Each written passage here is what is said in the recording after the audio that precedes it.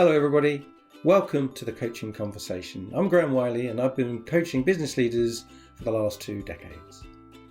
In this series we're going to explore some of the things I've seen and learned in that 2 decades and hopefully help you see how you can become more focused, more effective and hopefully happier in your life. So it's now time to sit back, relax and enjoy the Coaching Conversation. Hello and welcome to this edition of the Coaching Conversation, and I'm going to talk today about a really sensitive subject, something that I do meet from time to time, not regularly but fairly often, enough to want to share, and that's about diversity. Sometimes when I'm coaching a senior executive, it becomes clear to me over time during the course of the program that that person has some form of preconceived ideas around other people. And we can call that prejudice, you can call it bigotry, you can call it anything you like. But the truth of it is, it's narrow-mindedness. The truth of it is, it's looking at a situation without an open mind. Pre-judgement, for want of a bad description. On occasions, that has been blatant misogyny, it's been blatant racism, or sexism, ageism, but often it's not. Often it's much more subtle than that. Often it's a feeling that someone is something or going to behave in a certain way, regardless of the facts, regardless of just exactly what they do. And then constructing events or reconstructing events in retrospect to reinforce that opinion. And clearly, it's not very productive.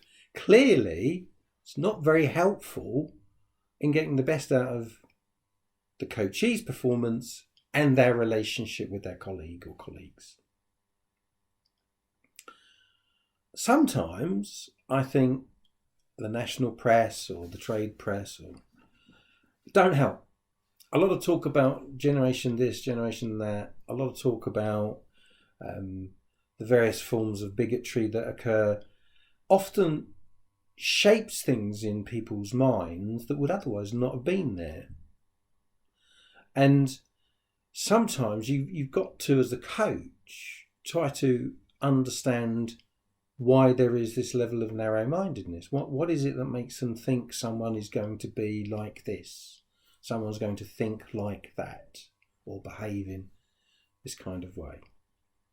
And when you can get to the root cause of it, if you can unpack it to a sufficiently deep level, you've got the chance of rebuilding in a more open and constructive way.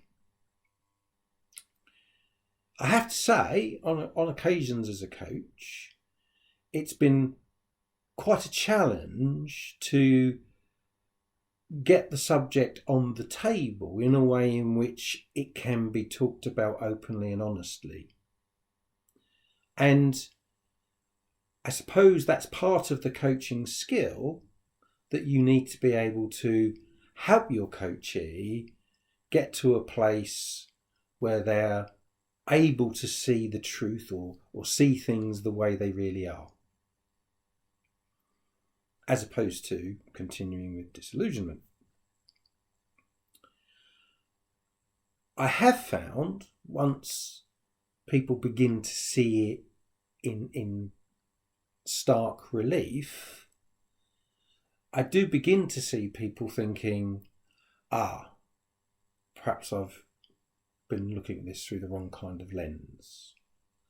Occasionally, when it is almost a religious fervour that they believe that someone is something, then there's very little you can do as a coach. But that is very, very, very, very rare.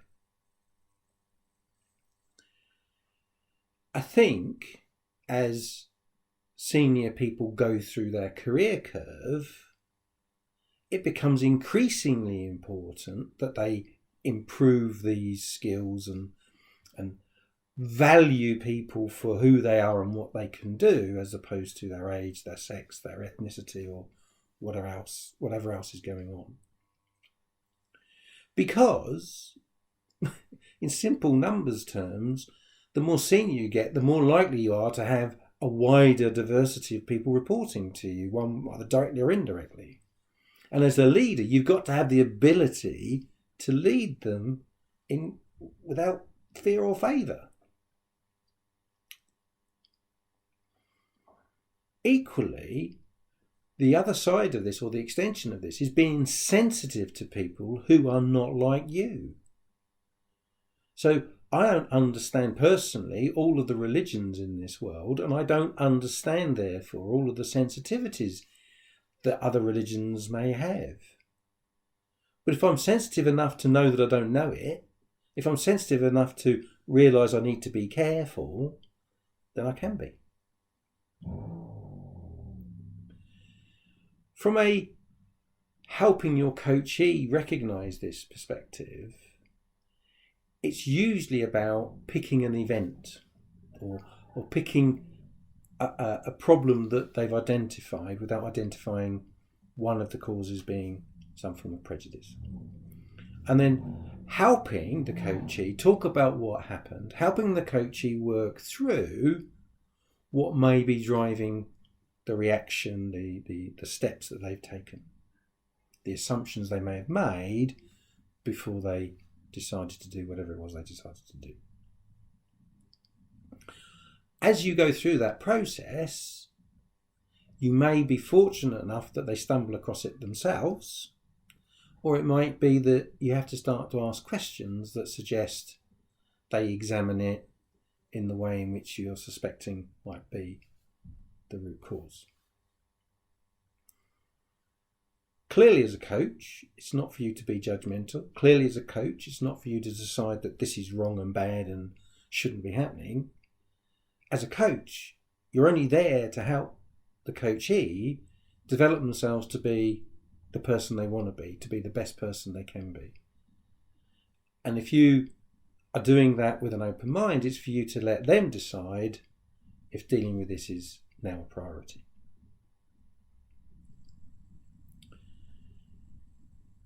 There's another dimension to this, which is potentially insidious, which is that actually it's not the coachee who feels like this, it's the organisation or the organisation's leader who has this inbuilt culture, this inbuilt judgment, this inbuilt prejudice. And it's therefore inherited by your coachee as that's the way things get done around here. Now, unless the coachee is choosing to go on a campaign, to go on a crusade, to become an evangelist around this, as the coach, it's not your role, I don't feel anyway, to encourage them to embark on some form of mission unless they believe it's important enough for them so to do. And if it is, then you can help coach them in how they might go about that to be most effective, to make the change they want to make.